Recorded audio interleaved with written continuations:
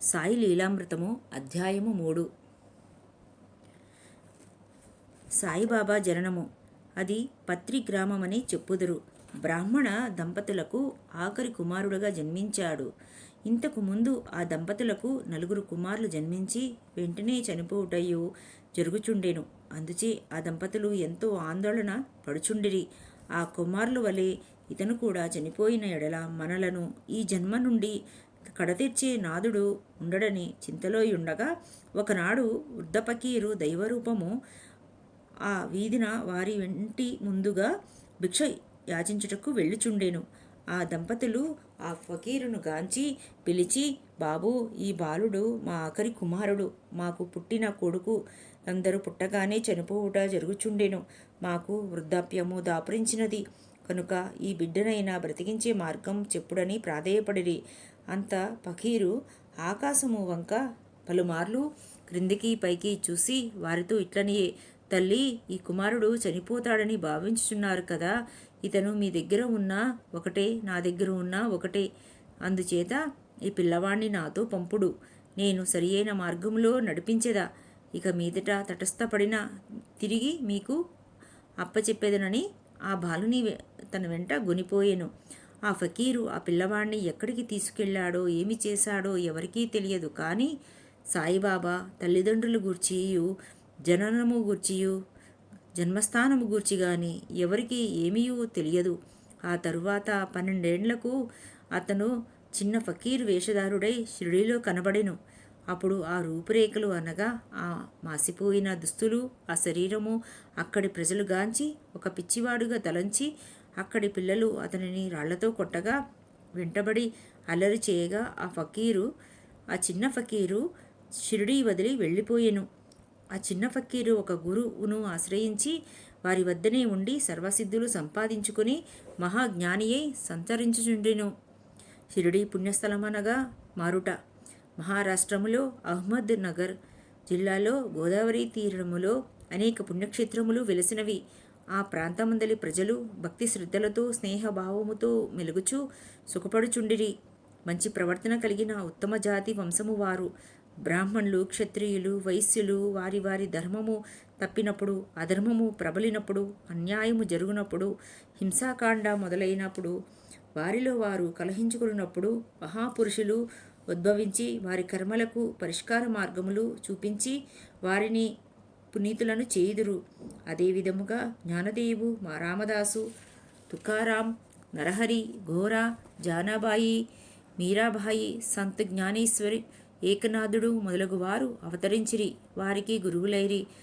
Cooper గాం తాలూకాలోని Neemgaon అను గ్రామము గోదావరికి 8 మైళ్ళ దూరంలో నుండెను. ఈ నీమ్గామమునకు చేరువలోని షిరిడీ ఉన్నది. పూర్వము సీలది అనే గ్రామంలో షిరిడీపురము సాయి భక్తులలో ఒకరైనటువంటి దాసుడు సంకీర్తనలు, హరికథలు చెప్పి బాబావారి చరిత్రను నలుమూలలో చాటెను. ఆ సంకీర్తనలో ఆయన పలికిన పలుకులు షిరిడీ మాజే పండరిపుర, బాబా రమావర, పండరిపురము, షిరిడీపురము అక్కడి రమావారగడే, ఇక్కడి సాయిబాబా అని కీర్తించెను. ఆ జిల్లాలోని గాణగాపురము, ఔదుంబర్, పండరీపురము మొదలగు పుణ్యక్షేత్రముల వలనే ఈ షిరిడీపురము కూడా సాయిబాబా వారు వెలియుట వలన గొప్ప పుణ్యక్షేత్రముగా మారినదని కీర్తించెను. అధ్యాయము 3. సాయిబాబా రూపము వర్ణించుట. శ్రీ సాయిబాబా ఎట్టివారో తెలియుటకు చాలా కష్టతరముగా నుండెడిది. వారి యొక్క ముఖ్యమైన భక్తులు, సహచరులకు మాత్రమే అర్థమయ్యేడిది. సాయిబాబా వారి వలనే ఈ షిరిడీపురము ఎంతో ప్రాముఖ్యమైనది. వారు సిద్ధపురుషులు, జ్ఞానమూర్తి, బ్రహ్మైక్యము పొందిన మహాయోగి. శాంతమే ఆయన పరమభూషణము. ధనమున కాసించటివారు కాదు. సంసార బంధములను ఎరుగరు. ఆయన ఎప్పుడూ ఆత్మను సాక్షిగా భావించియే ఉండేవారు. గొప్పవారు, పేదవారు అని వారి దృష్టిలో సమానులే. అవమానము అంటే ఏమిటో ఎరుగరు. మనందరికీ వారు ప్రభువు కాక ప్రభువులకు ప్రభువు శ్రీ సాయిబాబా. అందరితో కలిసిమెలిసి ఉండేవారు. భజనలు వినేవారు, కానీ ఎప్పుడూ సమాధి స్థితిలోనే ఉండేవారు. ప్రతిసారి అల్లా నామమునే ఉచ్చరించెడివారు. వారి అంతరంగము మహాసముద్రము. మరియు ప్రశాంతము కలిగి ఉండడిది. ప్రపంచములో ఏ మూల ఎంత దూరమున ఏమి జరుగుచున్నదో అంతయును బాబావారికి తెలుసు. వారి అంతరంగము అద్దము వలె స్వచ్ఛంగా ఉండడిది. తప్పు చేసిన వారి ఎవరైనా వారి ముందు క్షమార్హులే. ఆయనలో అహంకారము అణుమాత్రమైనను లేదు. అణుకువ నమ్రత ఆయనలో కలిగి ఉండడివి. షిరిడీ గ్రామము శ్రీ సాయిబాబా వారి పాదస్పర్శచే పునీతమైనది. అందరికీ మంచి మంచి బోధనలు సలిపేవారు. ఎక్కడ ఏమి జరుగుచున్నను ప్రజలకు భక్తులకు తెలియజేసి వారికి జ్ఞానమును మానవ రూపంలో నిలిచినటువంటి దైవ స్వరూపము సాయి రూపము. షిరిడీలోని రాళ్ళు గడ్డిపరకలు ఎంత పుణ్యము చేసుకున్నవి. వారి పాదస్పర్శచే మోక్షమును సంపాదించుకున్నవి. పండ్రీపురము, ద్వారకా, కాశీ, జగన్నాథపురము, కేదార్నాథ్, బద్రీనాథ్, త్రయంబకేశ్వరము, నాసిక్, మహాబలేశ్వరము వంటి పుణ్యక్షేత్రమైనది ఈ షిరిడీపురము. వారు భక్తులకు ఏ రూపముల తలచినా ఆ రూపములలో కనిపించి విఠలుడుగా, శివునిగా, శ్రీరాముడుగా, శ్రీకృష్ణుడుగా, మారుతిగా, దత్తాత్రేయులుగా ఇంకా ఎన్నో రూపములతోనూ దర్శనమిచ్చడివారు. వారి సమాధిపై చెవి నుంచి బాబా అని పిలిచిదే ఓయని పలికిడివారు. వారు నివసించిన వేప చెట్టు ఆకులు తీయగా నుండి అట. ఆయన నిజభక్తులకు సాయిబాబా వారు సాక్షాత్ బ్రహ్మ విష్ణు విశ్వ స్వరూపము అయినప్పటికీ శ్రీ దత్తాత్రేయుల రూపమే. శ్రీ షిరిడీ సాయిబాబా బాబా షిరిడీ చేరుట. సాయిబాబా జననము కబీరు నామదేవుల జననము వలనే సామాన్యుల వలె జనించి ఉండలేదు. కబీరు భగీరథి నదిలో తమాలుకు దొరికెను. నామదేవు ముత్యపు చిప్పలో చిన్న పాపవలే దొరికిరి.